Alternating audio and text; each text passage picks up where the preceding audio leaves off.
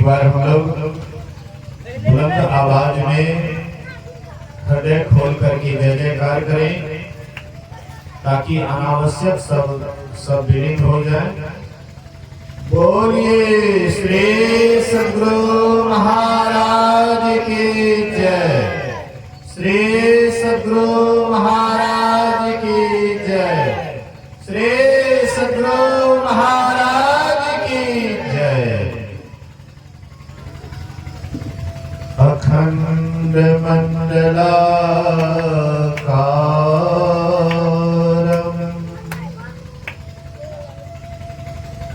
व्याप्तं येन चराचरं तत्पदं दर्शितं येन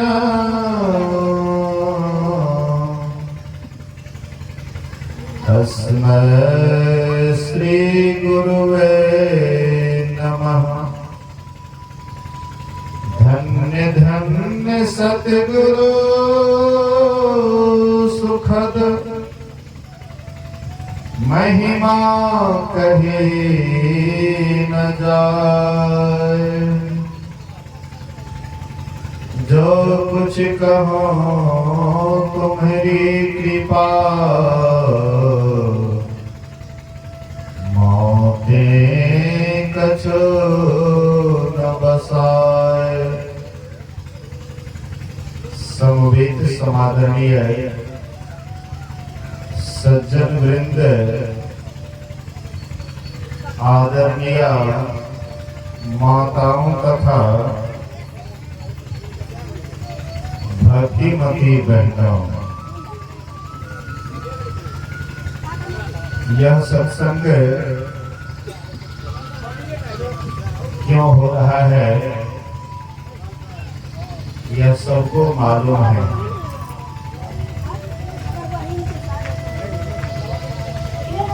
इस गांव के बहुत ही प्रतिष्ठित एवं मिलनसार व्यक्ति जो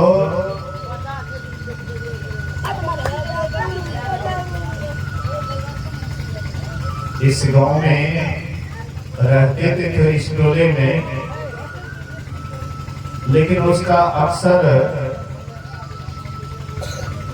ज्यादातर समय सुरियारी नहीं बीतता था। कहीं भी कोई बात होती थी ये तुरंत चले जाते थे। पता नहीं चलता था कि महेश्वर बाबू जाति के यादव हैं या सूरी हैं। जो अनजान आदमी उनको देखते तो शायद लोगों को लगता ये यादव नहीं सूरी है। बहुत उसको बगल वाले टोले से बहुत लगाव था, बहुत स्नेह था, बहुत प्रेम था। किसी प्रकार का भी कोई घटना घटती थी वहां जाकर के ये संतावना दे देते थे, लोग इनकी बात को मानते थे। लेकिन जाना तो सबको एक दिन है, आए हैं सो जाएंगे। राजा रंक फकीर एक सिंहासन चढ़ी चले, एक बंधे जात जंजीर। महेश्वर बाबू ऐसा शुभ काम करके गए हैं कि हमको विश्वास नहीं होता है ये सूली पर चढ़ करके जाएंगे या इनको दंड दे करके ले जाएंगे। बल्कि हमको लगता है कि इनका इतना सुंदर कर्म था, सत्संग मंदिर के प्रति इनका इतना झुकाव था कि जी जान लगा करके सत्संग मंदिर को ढलाई करवाए। पूरा जी जान लगाए हुए थे और हमको लगता है कि कुछ दिन और ठहर जाते तो जो भी अधूरा काम है वो जल्दी पूरा हो जाता इनके द्वारा। मैं ये नहीं कहता हूं कि काम नहीं होगा, लेट सेट काम तो होगा ही सत्संग मंदिर का, लेकिन इनके द्वारा जो काम होता था वह बहुत बढ़िया काम होता था। हमको कई बार बोले बाबा आप चलिए थोड़ा सा चंदा लगा करके आप सबके नाम से काट दीजिए, वसूलने का काम मेरा रहेगा। आप केवल चंदा कितना कितना किसको लिखना है आप लिख दीजिए, आप तहसील हम लेंगे। तो मैं गया और सबको चंदा काट दिए कि इतना इतना सबको जो जिस योग्य था हम सबको चंदा काट करके रसीद दे दिए। आई सबको दिन रात खट करके हे फलना हाँ चंदा दहन हाँ ये काम अधूरा है ये काम पूरा है। मतलब इतना बढ़िया से लोगों से मांगते थे उसको अखड़ भी नहीं होता था, आराम से चंदा भी दे देते थे। लेने का बहुत बढ़िया कला था और लेते थे तो अपने में नहीं लगाते थे। जो भी चंदा लेते थे अगर अपने में हजम कर लेते तो लोग तो फिर उनको चंदा देना ही बंद कर देते, लेकिन अपने में नहीं लगाते थे। ईमानदारी से हाँ किसी को थमा देते थे फलना की टका रखा, ताकि लोगों को ये ना हो कि हम पैसा रख लिए। नवा भी होता था उसमें भी लोगों से चावल मांग करके हाँ रुपया मांग करके लाते थे और किसी दूसरे को ही थमा देते थे फलना तो रखा।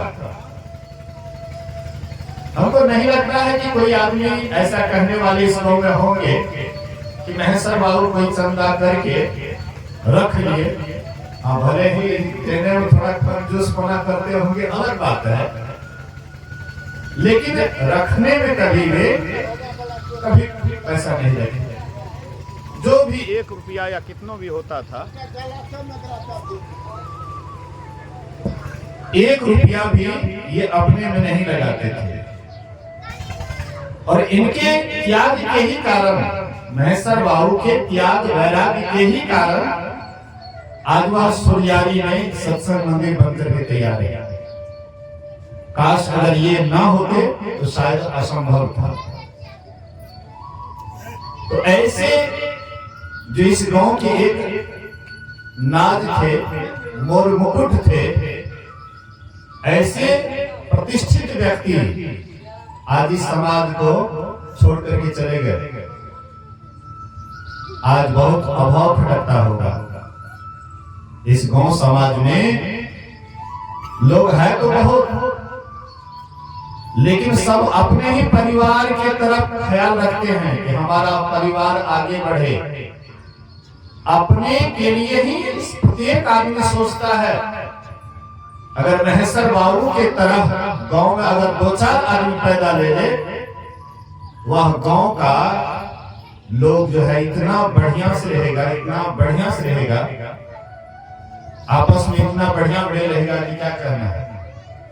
महेश्वर बाबू अपने लिए कम सोचते थे, लेकिन गांव समाज के लिए विशेष सोचते थे।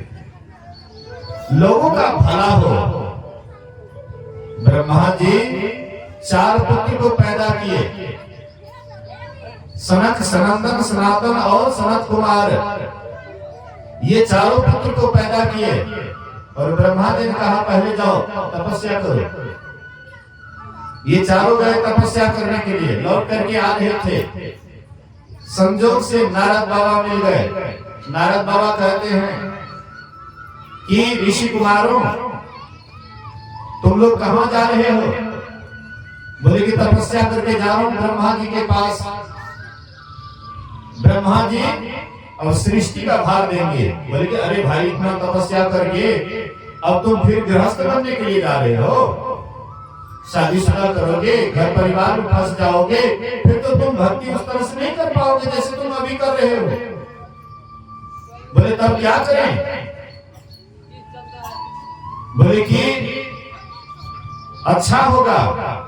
आप लोग बढ़िया से बैठिए, छुआ-छुप नहीं लगे छे सत्संग में, बढ़िया से बैठिए, पति मार करके और जगह लेकर के बढ़िया से बैठिए। ये कोई नाच ड्रामा नहीं है, ये सत्संग है।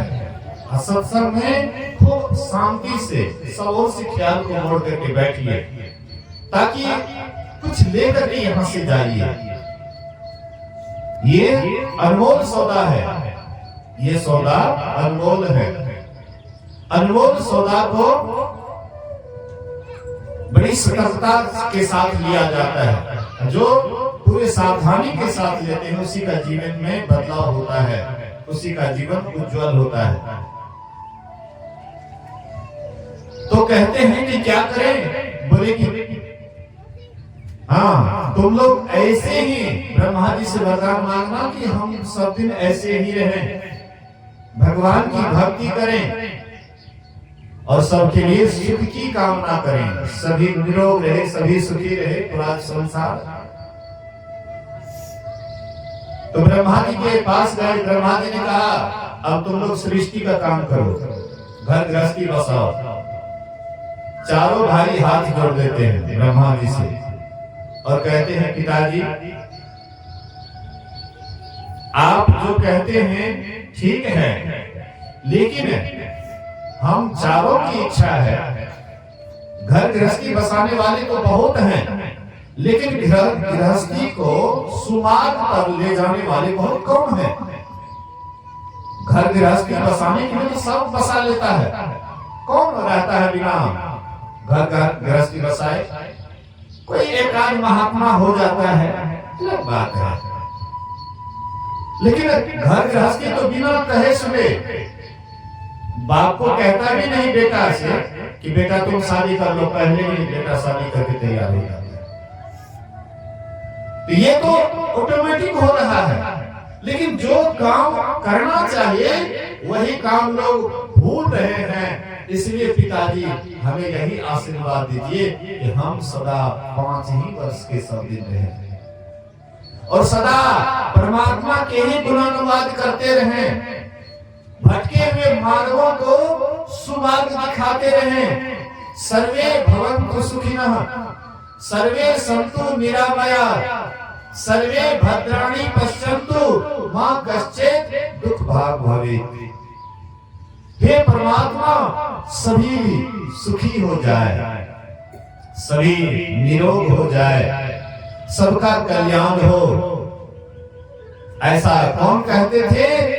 सनकादि ऋषि। और महेश्वर बाबू का भी ख्याल इनसे मिलता जुलता था। महेश्वर बाबू के भी मन में होता था इस गांव के लोग सुखी रहे, निरोग रहे, और सब कोई भक्ति से जुड़ करके रहे, सब सत्संगी बने। सबको घर घर में जाकर के कहते थे कि आप दीक्षा ले लो, तुम भी दीक्षा ले रहे कन्या, दीक्षा ले लो, दीक्षा लेकर भोजन बने भर, हाँ भोजन पवित्र है। मतलब बड़ा प्रेम प्यार से लोगों को समझा बुझा करके बहुत सत्संगी बनाए। आज महेश्वर बाबू के जाने से यह गांव वीरान हो गया है। गुरु महाराज जी जब गए थे तो संत मत रूपी बगीचा सुना हो गया था। इसी तरह से ये गांव भी आज सुना लग रहा है। उनका चहल पहल, उनका आवाज, मतलब इस तरह से बोलते थे, लगता था कि गुस्सा में बोल रहा है, लेकिन गौर से सुनते तो लगते कि नहीं, बड़ा प्रेम प्यार भरा हुआ वचन बोल रहे। बोलने की कला एक अजीब ढंग का था। इसलिए पूरे गांव को मिला करके चलने वाला गांव समाज में सब नहीं होता, सब फूट डालने वाला होता है। अंग्रेज वाली कहावत, फूट डालो राज्य करो। अक्सर लोग कूटनीति करते हैं, राजनीति करते हैं, आपस में फोड़ते हैं, लेकिन हमने उसको कभी नहीं देखा कि आपस में किसी को किसी से फोड़ते हुए। हाँ, कोई फूटना चाहता था तो वह एक करना चाहता था। गांव समाज में कोई अलग भी होना चाहता था, उसको एक करना चाहता था। मैं बहुत जगह जाता हूँ सत्संग करने के लिए, लेकिन ऐसी एकजुटता सभी सत्संगियों में, ये एकजुटता सब जगह नहीं देखता हूँ। दो चार सत्संगी होता है और सब अलग अलग डफरी बजाने लग जाते हैं, कहते हैं हम फलना संस्था के, हम चिल्ला संस्था के, हम शाही बाबा के, कोई कहता हम शमशेरी बाबा के, हम हरिनंदन बाबा के, हम चतुरानंद बाबा के। मतलब थोड़ा सा कुछ जानता नहीं है, लेकिन फूट डालने के लिए सब जानता है, आपस में फूट फाट हो जाता है। लेकिन मैं जब से आ रहा हूँ 15-20 साल से यह ग्वालपारा आ रहा हूँ, लेकिन 15-20 साल से अभी तक में मैं किसी को भी उनके रहते हुए किसी को भी फूट डालते हुए नहीं देखे। आपस में फूट भी होता था तो उसका जाकर के टांगे पकड़ लेते थे, नहीं देखते थे कि हमसे उम्र में कम है, छोटे हैं, तो कैसे उसका पैर पकड़ेंगे, हमारी प्रतिष्ठा चली जाएगी। नहीं देखते थे अपने प्रतिष्ठा को, सीधे जाकर के बड़े पकड़ लेते थे। गलती हमने सब है, सत्संग मंदिर में सत्संग मंदिर भी नहीं छोड़िए, सत्संग मंदिर सबकी चीज, सत्संग मंदिर से कौन झगड़ा। देखता था मैं उनको, पूरे गांव समाज को मिला करके चले, ऐसे आदमी बहुत मुश्किल है। मैं अपने ही गांव में देखता हूँ कि ऐसा आदमी मिलाने वाले नहीं हैं, तो गांव में नहीं है आपस में मेल। लेकिन ये जब तक रहे आपस में सबको सबसे जोड़ करके रखे। संत मत का ये बहुत बड़ा रीढ़ था महेश्वर बाबू। आज संत मत का ये जगह उनके बिना खाली लग रहा है। शाही बाबा जब गए थे, शरीर छोड़े थे, तो उनके पर भी एक भजन बनाए, उठा उठा उठा बाबा, आंख खोली ताका बाबा, सुती गेलो कहने गहरी नींद हो। तो जो बाबा ने शरीर छोड़े, भजन बनाए, बाबा उठिए, देखिए आपके लिए सत्संगी लोग कैसे रो रहे हैं, कैसे आंख से आंसू बहा रहे हैं। आज महेश्वर बाबू के लिए भी सत्संगियों की आंख से आंसू की धारा बह रही है। सबका हृदय रो रहा है, आंख से आंसू निकल रहा है। जानते हैं किसके लिए आंख से आंसू निकलता है? एक साधु बाबा गांव से गुजर रहे थे, एक वेश्या का घर था। वेश्या अपनी लोरी से कहती है, अरे देखो फलाने, हाँ फलाने गांव में फलाना आदमी मर गया, देखो तो उसको स्वर्ग हुआ कि नरक हुआ, स्वर्ग हुआ कि नरक हुआ, थोड़ा जाकर के पता लगाओ। वेश्या अपने नौड़ी से कहती है, और नौड़ी गए गांव में, अब थोड़ी देर के बाद लौट करके आई। वेश्या पूछती है कि कहो फलाना आदमी मरे, उसको स्वर्ग हुआ कि नरक? तो नौड़ी कहती है कि मालकिन उसको सीधे स्वर्ग हो गया। साधु बाबा बोले कि इतना दिन हम भगवान का ध्यान भजन करते हैं, तपस्या करते हैं, आज तक हम जान नहीं पाए कि कोई मरता है तो सीधे स्वर्ग चला जाता है कि नरक चला जाता है। आई वेश्या और उसकी भी नौड़ी, ये कैसे पता लगा ली कि फलाने आदमी मरे तो स्वर्ग हुआ कि नरक?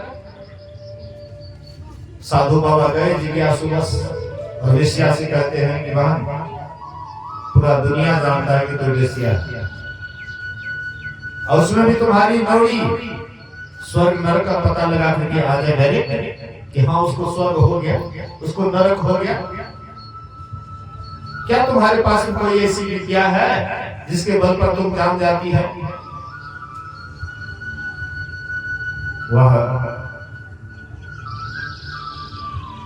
वेश्या कहती है, बाबा ये तो सीधी सी बात है कि किनको स्वर्ग हुआ है, किनको नरक हुआ, बल्कि मैं समझा नहीं।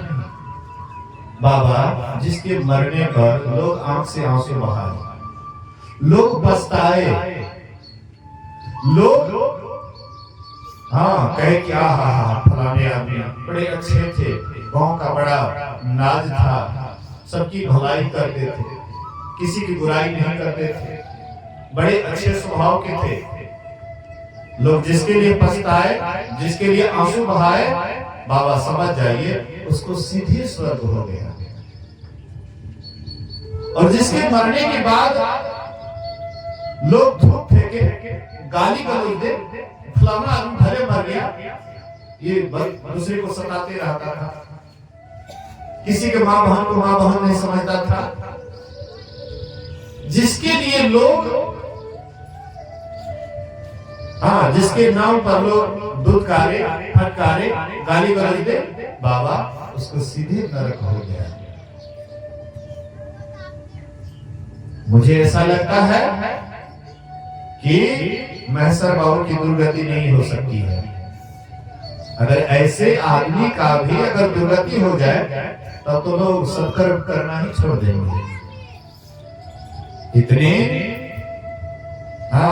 अच्छे आदमी, इतने व्यवहारिक आदमी, इतना सत्संग ध्यान के प्रति आस्था रखने वाले, अगर इनकी दुर्गति हो जाए तो फिर सदगति किसकी होगी? कौन स्वर्ग जाएंगे? अच्छे कर्म करने वाले नहीं जाएंगे, बुरे कर्म करने वाले जाएंगे? कदापि नहीं। तो इनकी सदगति हुई होगी, ऐसा मुझे पूरा का पूरा विश्वास है।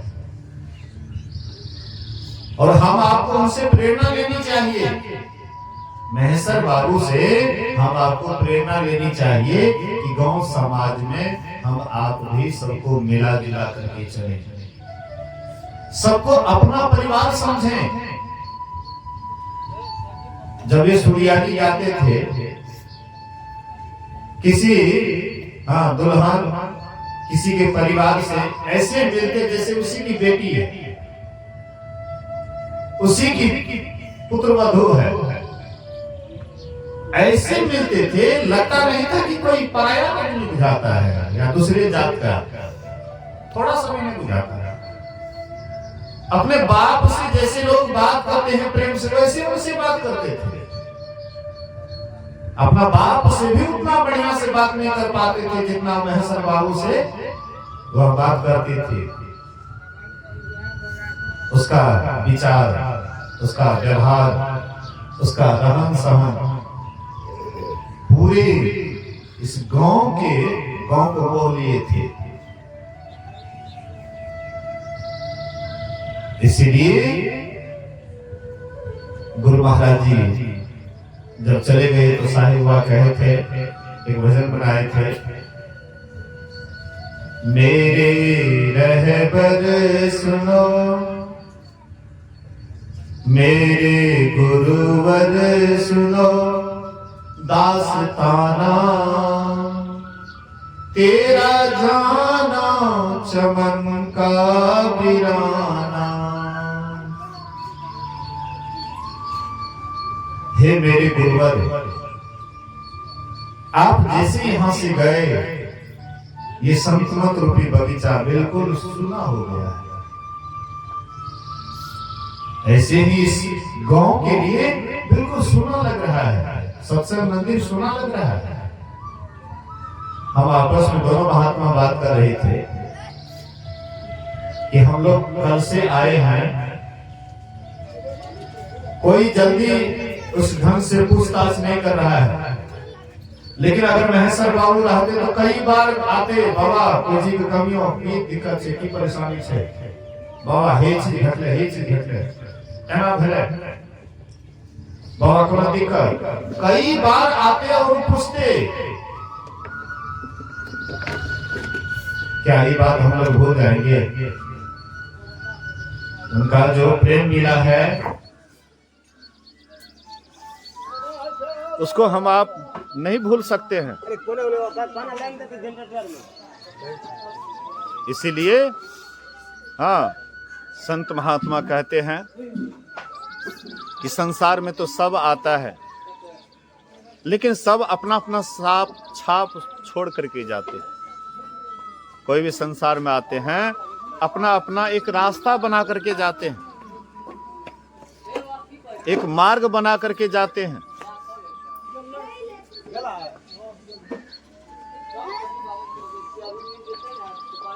प्रत्येक आदमी एक एक रास्ता बना करके जाता है।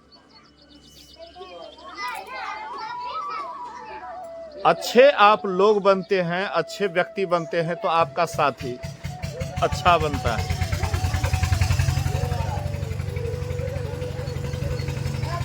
अच्छे मार्ग पर आप चलते हैं, आपका साथी भी अच्छे मार्ग को पकड़ता है। आप भलाई की ओर जाते हैं, आपका साथी भी भलाई की ओर जाता है और इससे समाज का कल्याण होता है। आप अगर बुरे मार्ग पर जा रहे हैं तो समाज को आप बुरे मार्ग पर ले जाइएगा और इससे समाज का अकल्याण होगा।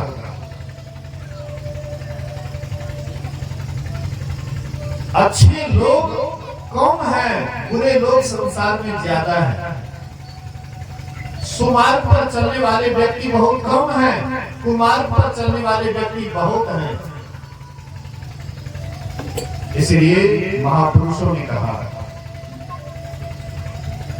कि ऐसे रास्ते को मत पकड़ो जिससे समाज में भ्रष्टाचार बढ़े।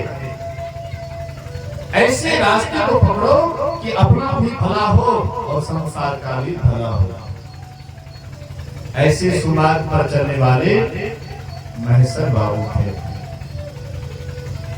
समाज सेवी भी, साथ साथ समाज की भलाई करने वाले भी, और उसमें भी ये सब के सब सत्संग से जुड़े, संतों से जुड़े, सत्संग करे, ध्यान करे, भक्ति भावना में जागृति हो, ऐसा उनके मन में भरसक विचार धरा हुआ रहता था। इसलिए ये समाज आज उनका ऋणी है। महेश्वर बाबू जहां कहीं भी होंगे तो वे खुश ही होंगे, दुखी नहीं होंगे, क्योंकि बुरा कर्म करके नहीं गए, अच्छा कर्म करके गए हैं, इसलिए खुश ही होंगे। जहां भी होंगे वे प्रसन्न होंगे, खुश होंगे। जो बुरे कर्म करके जाते हैं वही रोते हैं, चिल्लाते हैं, वही पछताते हैं। और जो अच्छा कर्म करके जाते हैं वे एकदम जहां रहते बड़े प्रसन्न रहते, खुश रहते हैं। अभी हम आपने सुना भगवान श्री राम के वचन को, जो हम आप लोगों के बीच पाठ किया गया उत्तरकांड से। भगवान श्री राम सभी प्रजाओं को बुला करके और सबसे भगवान राम कहते हैं, हे प्रजाओं, बड़ा भाग्य से ये मनुष्य का शरीर मिला है। महेश्वर बाबू भी जब तक मनुष्य शरीर में रहे सबको चेताते रहे कि भाई मनुष्य शरीर वाला काम करो, भक्ति सब आदमी करो। ऐसा महेश्वर बाबू भी भरसक प्रयास करते थे। भगवान राम भी यही काम करने के लिए सभी प्रजाओं को बुलाए हैं। भगवान राम कहते हैं, बड़े भागे मनुष्य तन पावा, सुर दुर्लभ सद ब्रह्म कहि गावा। हे प्रजाओं, ये जो मनुष्य का शरीर मिला है बड़ा भाग्य से मिला है। इस शरीर के लिए देवी देवता भी तरसते हैं, लेकिन देवी देवता को यह अनमोल शरीर नहीं मिला। हम आपको ये अनमोल शरीर मिला है क्या करने के लिए?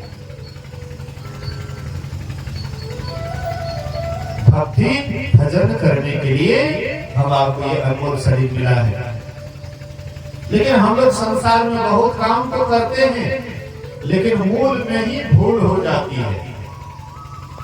असली काम को ही छोड़ देते हैं और नकली के पीछे दिन रात लगे रहते हैं।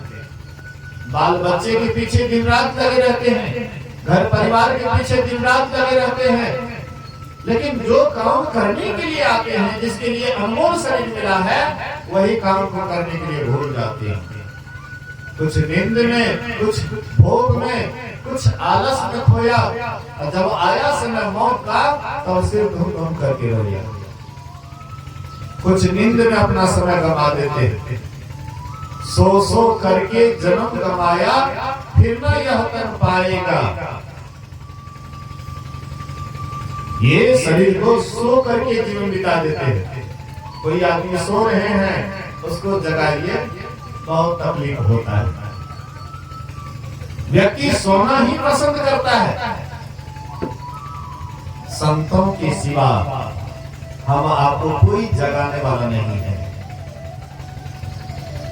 संतों के सिवा हम आपको जगाने वाले कोई संसार में नहीं है। ऐसे तो साधारण नींद से माँ बाप ही जगाते हैं।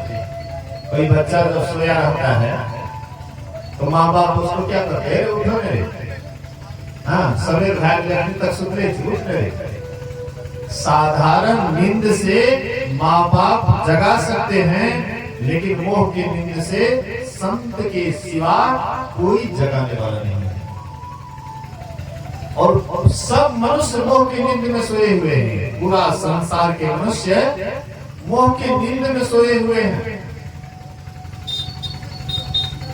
नींद से अब जाग बंदे, राम में अब मन रमा। नींद से अब जाग बंदे, राम में अब मन रमा। हे बंदे, नींद से अब जगो। मोह के नींद में कब तक सोओगे? माँ के गर्भ में 9-10 महीना सोया, फिर जब बाहर निकला तब भी सोया, फिर परिवार के पत्नी के साथ सोया, फिर बुढ़ापे में सोया, और इस तरह से सो करके पूरा जीवन को ही बिता दिया। अब जगने की बारी है। अब तुम क्यों सो रहे हो? मनुष्य का शरीर मिला है। हुआ सवेरा जाग तू प्यारे, जप ले गुरु का नाम रे।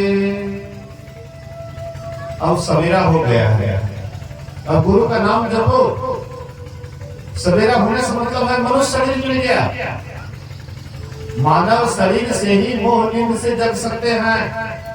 कोई दूसरा ऐसा शरीर नहीं जिसको पा करके हम जग सकते हैं। मनुष्य शरीर ही जगने का एक सुंदर अवसर है, एक सुंदर मौका है, लेकिन हम लोग इस शरीर को भी ऐसे ही गवा देते हैं।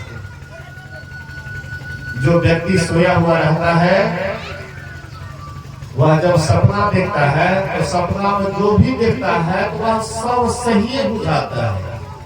बोलिए श्री सद्गुरु महाराज की। सपना के समय जो भी हम सपना देखते हैं, क्या वह झूठ बुझाता है? सब एकदम सच बुझाता है। झूठ कब बुझाता है? जब हम सपना से जग जाते हैं, हमारी नींद टूट जाती है, स्वप्न भंग हो जाता है, जग जाते हैं, तब सोचते हैं ये तो सपना था, ये तो झूठा था। ऐसे हम आप जो अभी घर परिवार में व्यवहार कर रहे हैं, बाल बच्चे में व्यवहार कर रहे हैं, कमा रहे हैं, खा रहे हैं, बाल बच्चा पैदा कर रहे हैं, घर बना रहे हैं, सब कुछ संसार में जितना भी कर्म कर रहे हैं, सब सोए सोए कर रहे हैं। बोलिए श्री सद्गुरु। आपका ये तो विचित्र बात है। सोए सोए संसार में कैसे काम कर रहे हैं? एक नींद से हम जगे हैं, साधारण नींद से जगे हैं, लेकिन एक और जबरदस्त नींद है जिसमें पूरा संसार सोया हुआ है। आई मोह के नींद से किसी को जगाइएगा तो सीधे वार करेगा, सीधे मारने के लिए दौड़ेगा। कि हम मोह की नींद में सो रहे हैं, कितना सुंदर सपना देख रहे हैं, हमारा बेटा होगा तो बेटा सेवा करेगा, बेटी होगी तो सेवा करेगी। मन में कितना बढ़िया मने मन, हाँ कितना बढ़िया मन मोदक खा करके भूख मिटा रहे हैं।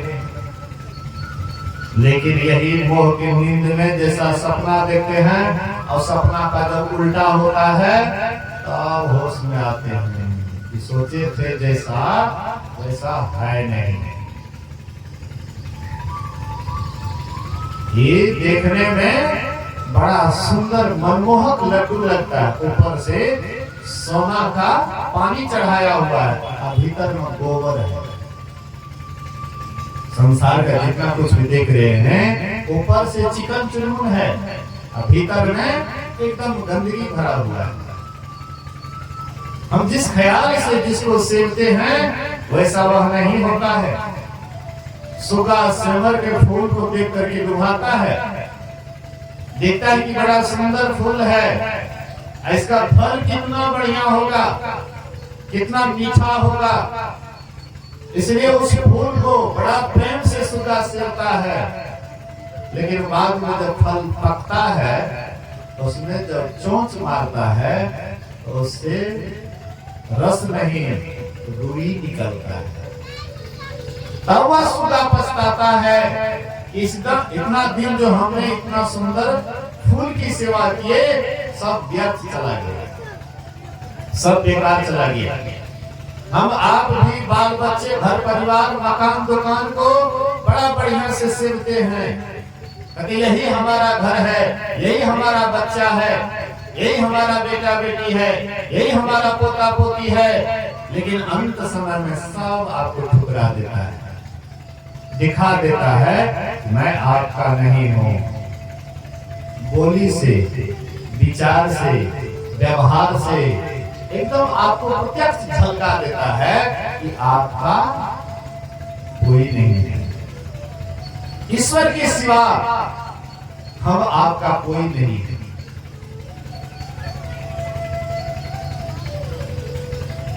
कहते हैं मत करो आहो मन दूसरों की आशा। हे मन दूसरे की आशा मत करो। रोपड़ों में आम के गछिया फल खाए के आशा, बही के लिए पूर्वा भैया टूटी के लिए आशा, मत करो आहुमन दूसरों की आशा। आदमी दुखी संसार में कौन नहीं होता है, याद रखिएगा।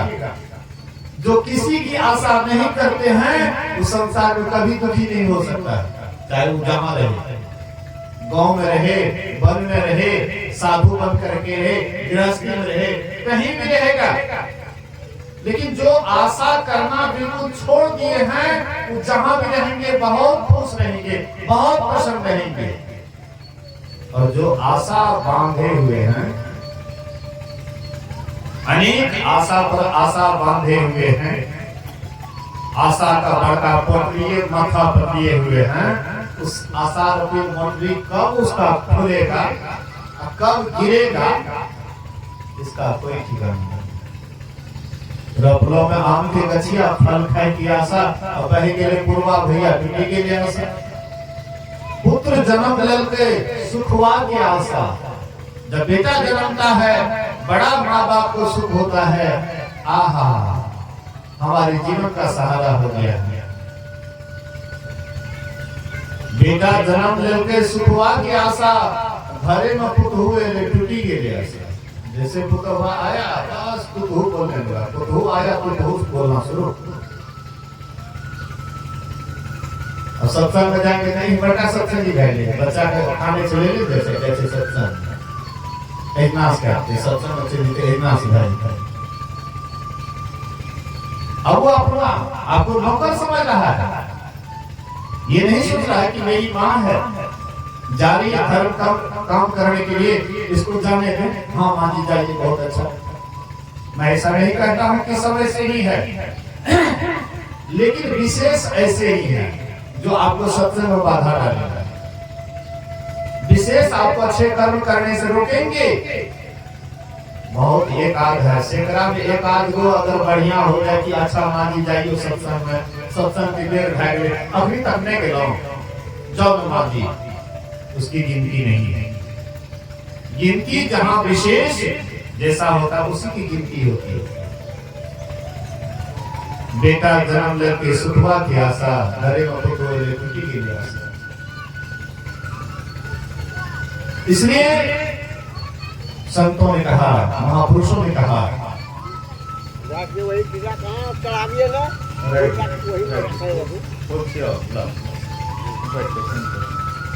ये तो पानी लग रहा है। बोलिए प्रेम से श्री सद्गुरु लागे છે अशोक बाबा फुर्सत मनाए होते। बोलिए श्री सद्गुरु महाराज की। तो मैं कह रहा था कि आशा किसी का भी कीजिएगा तो अंत में निराशा हाथ लगेगा।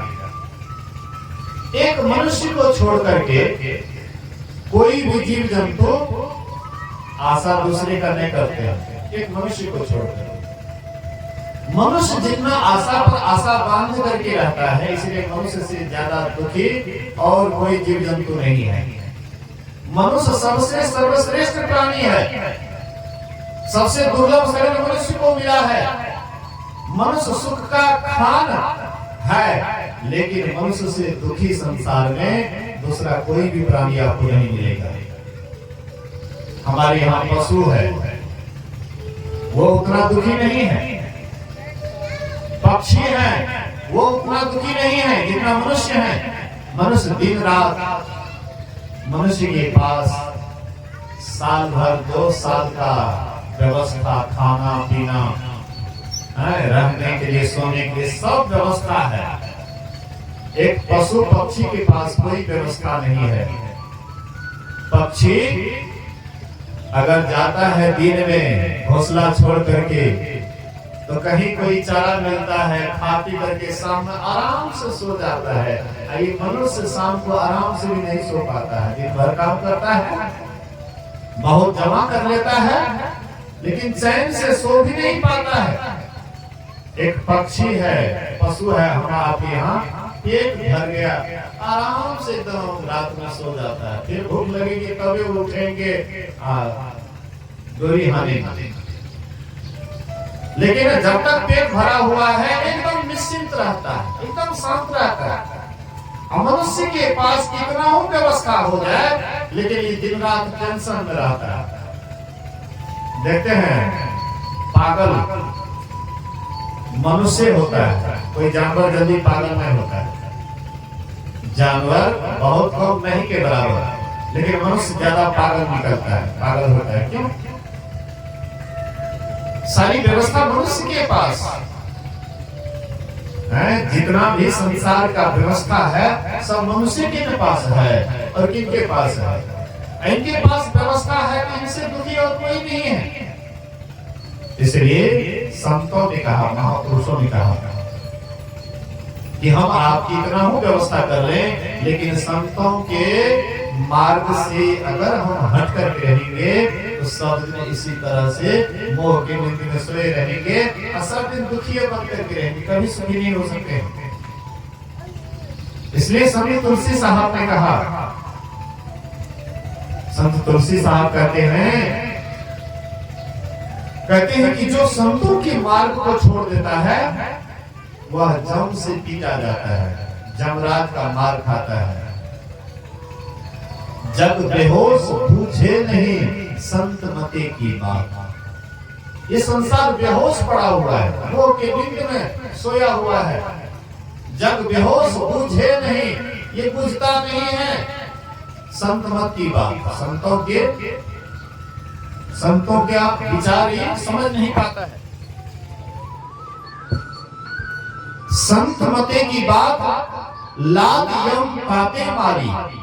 कहते हैं यमराज का लात इसीलिए खाता है कि संतों के विचार को नहीं समझ पाता।